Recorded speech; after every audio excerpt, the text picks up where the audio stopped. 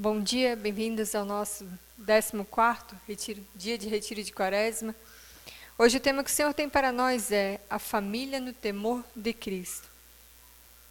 Como a sua família tem se comportado diante de Deus, diante da vontade de Deus?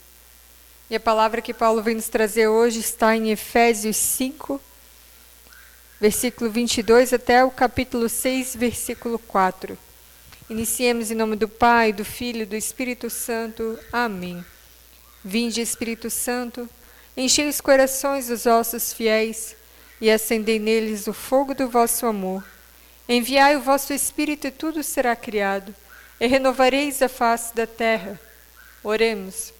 Ó Deus, que instruísse os corações dos vossos fiéis com a luz do Espírito Santo, fazei que apreciemos retamente todas as coisas, segundo o mesmo Espírito, e gozemos sempre da sua consolação. Por Cristo, Senhor nosso. Amém. Venha o Santo Espírito de Deus, vinde passando à frente das nossas famílias, vinde santificando as nossas famílias, as nossas casas, o nosso lar, os nossos filhos. Venha o Santo Espírito de Deus, nos fazendo entender o nosso papel no seio familiar, nosso papel como pais, como filhos, nosso papel como esposo, esposa, que possamos colocar aquilo que é a nossa vontade nas mãos do Senhor e tomar posse da vontade dEle para a nossa vida. Venha Santo Espírito de Deus, abrindo nesse momento o nosso coração, os nossos pensamentos, para que possamos compreender a Tua Santa Palavra nesse dia. Amém. Glória ao Pai, ao Filho e ao Espírito Santo, como era no princípio, agora e sempre. Amém. Bem, Paulo vai falar então. As mulheres sejam submissas a seus maridos, como ao Senhor, pois o marido é o chefe da mulher, como Cristo é o chefe da igreja, seu corpo, da qual ele é o Salvador. Ora, assim como a igreja é submissa a Cristo, assim também sejam em tudo as mulheres a seus maridos. Maridos, amai as vossas mulheres, como Cristo amou a igreja e se entregou por ela, para santificá-la, purificando-a pela água do batismo com a palavra, para apresentá-la a si mesmo toda gloriosa, sem mácula, sem ruga, sem qualquer outro defeito semelhante, mas santa e irrepreensível. Assim os maridos devem amar as suas mulheres, como a seu próprio corpo. Quem ama a sua mulher, ama-se a si mesmo. Certamente, ninguém jamais aborreceu a sua própria carne. Ao contrário, cada qual a alimenta e a trata, como Cristo faz a sua igreja, porque somos membros de seu corpo. Por isso, o homem deixará pai e mãe e se unirá à sua mulher, e os dois constituirão uma só carne. Este mistério é grande, quero dizer, com referência a Cristo e à igreja. Em resumo, o que importa é que cada um de vós ame a sua mulher como a si mesmo, e a mulher respeite o seu marido. Filhos, obedecei aos vossos pais, segundo o Senhor, porque isto é justo. O primeiro mandamento é acompanhado de uma promessa honra teu pai e tua mãe, para que sejas feliz e tenhas longa vida sobre a terra. Pais, não exaspereis vossos filhos. Pelo contrário, criai-os na educação e doutrina do Senhor. Palavra do Senhor. Graças a Deus. Então, Paulo vem nos alertar a viver em Deus, viver num santo temor como família.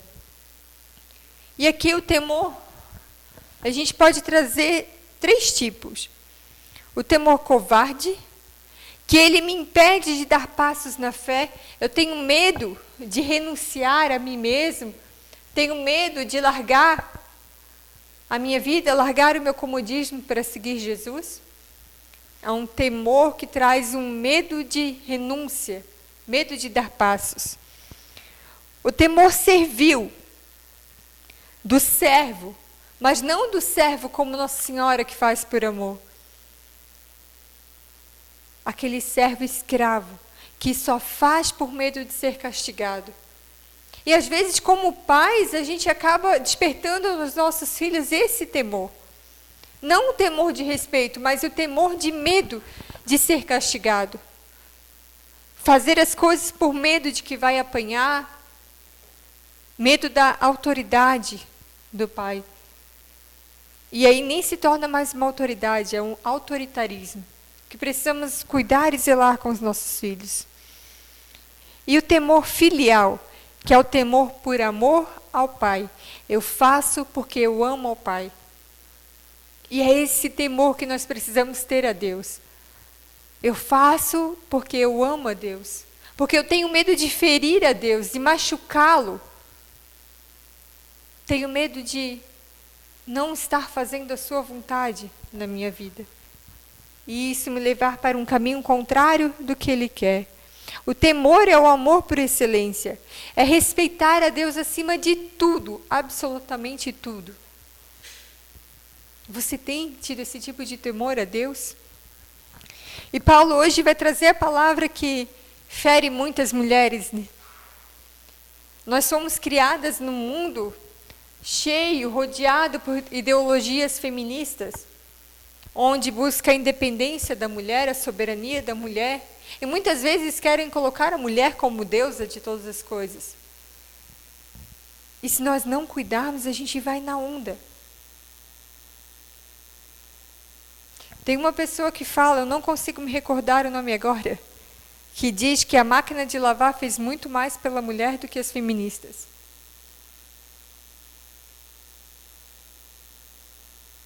Nós precisamos cuidar. É a palavra, é um homem que traz a palavra, que a mulher precisa ser submissa ao seu marido? Sim, mas precisamos entender o que é essa submissão. Não é aquela submissão de escrava, mas é a submissão que a mulher entende o seu papel dentro de casa como esposa. A mulher entende que ela é o perfume do lar. A mulher entende que ela é que traz a virtude para o seu lar. Ela é a ordem da sua casa. E quando a mulher deixa de assumir o seu papel dentro de casa, a desordem entra. Entre as brigas, entre as contendas, entre o desânimo, o desespero. Eu não estou dizendo aqui, mulher, que você não possa ter seu emprego. Não. Você é livre para escolher. Mas eu estou dizendo que você deve ter zelo e cuidado com o seu lar. Zelo e cuidado com o seu marido, com os seus filhos. E o marido tem que assumir a sua postura de chefe da casa. Você pode e deve dar a sua opinião, esposa, mas quem deve decidir é o seu marido. Ele é o chefe da casa. Você não se impõe às decisões do seu chefe lá na empresa. Você pode até dar a sua opinião, mas quem decide, quem dá a palavra final é o seu chefe. E assim é dentro de casa. Assim deve ser dentro da nossa casa. Quem tem a palavra final é o esposo. E maridos, ame a sua esposa como Cristo amou a igreja. Como que Cristo amou a igreja? Dando a vida por ela. Você tem dado a vida pela sua esposa? Você tem se dedicado em amar a sua esposa? Em palavras, em gestos, em atitudes? O quanto você tem amado a sua esposa? Ou será que o cansaço tem sido o rei da sua vida? O cansaço de um trabalho árduo? E você esquece completamente que tem uma esposa em casa?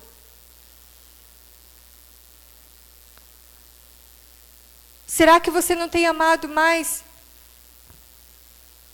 o seu lazer, os seus amigos, os seus pais do que a sua esposa? A palavra que fala que nós devemos honrar pai e mãe. Não que nós devemos colocar pai e mãe em primeiro lugar depois de casados. É por isso que homem e mulher deixam pai e mãe e se unem numa só carne. Hoje, esposo, hoje, esposa, é você e o seu marido, não é você e os seus pais.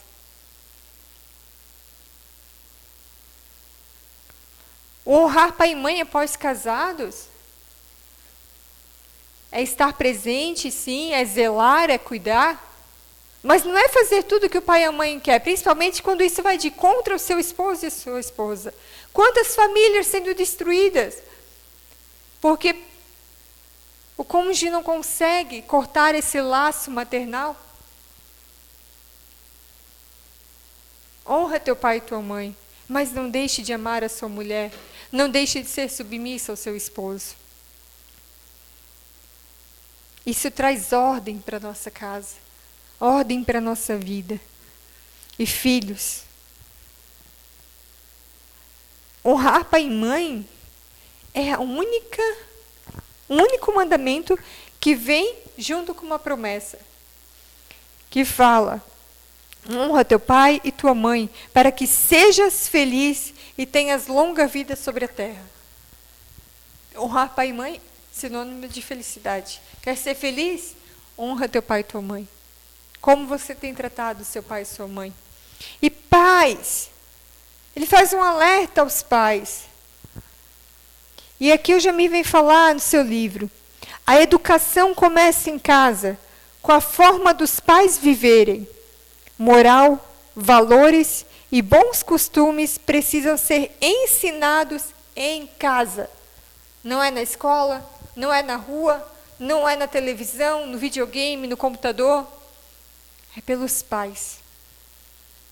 As suas atitudes, pais, vão refletir diretamente nas atitudes dos seus filhos. Você pode observar quando você tem um filho pequeno, que em tudo ele quer nos imitar. Nas coisas boas e nas coisas ruins. Porque eles não conseguem entender ainda aquilo que é ruim. Quais têm sido as suas atitudes dentro da sua casa para com os seus filhos, pais? Ou entre você no seu relacionamento conjugal? Será que seu filho só vê pais que brigam? Pais que querem ser um melhor que o outro, que não caminham junto, que não trocam gestos de amor? E com isso, o nosso fundador vai deixar um conselho no seu livro, que diz: e quando tiverem discussões, nunca briguem na frente dos seus filhos. E quando um de vós der uma palavra de autoridade para o filho, que o outro não repreenda, mesmo que essa palavra não seja totalmente correta. E não sendo correta, se retirem e conversem para os devidos ajustes, mas nunca mostrem para os filhos que vocês estão divididos.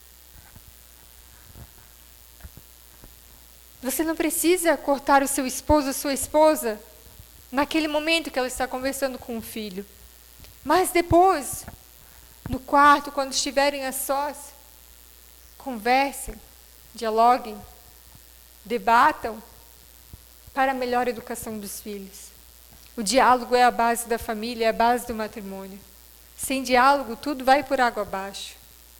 Então, se algo te fere, algo machuca o teu coração, fale com o seu esposo, fale com a sua esposa. Esposo, esposa, ouçam, escutem o que o outro tem a falar. Se coloque no lugar do outro, porque de repente é algo que para você não tem nada a ver. Algo pequeno, algo bobo, mas que para o outro é importante.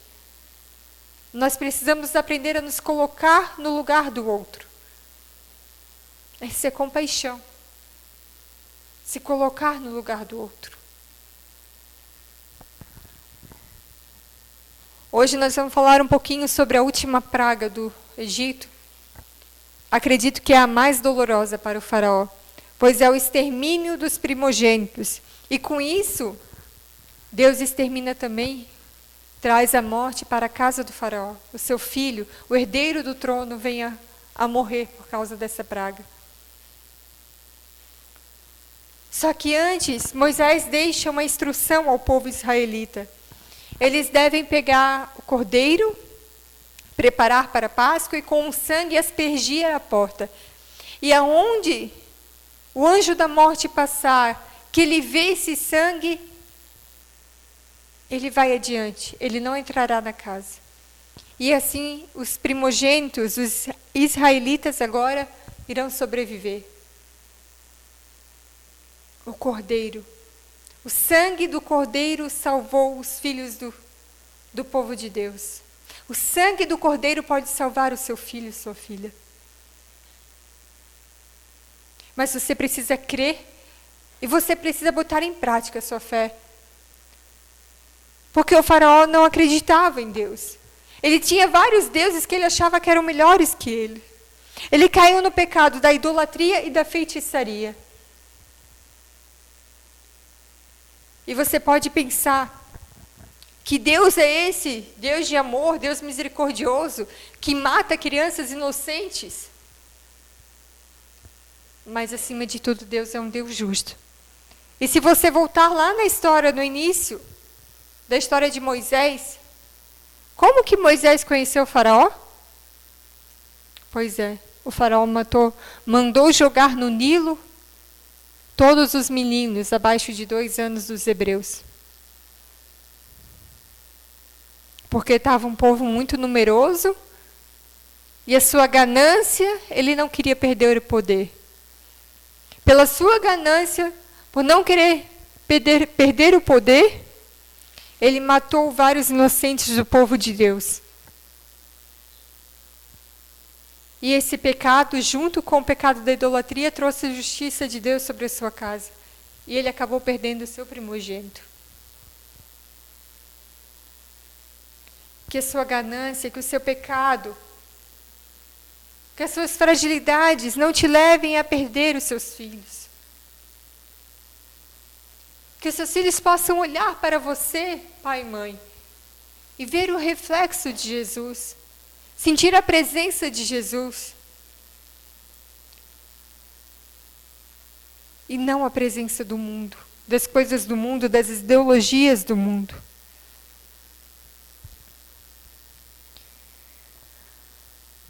Como desafio do dia de hoje, eu te convido a fazer um gesto de amor. Primeiramente, aos casados, faça um gesto de amor ao seu cônjuge, ao seu esposo ou à sua esposa. Faça um mimo, surpreenda de alguma forma.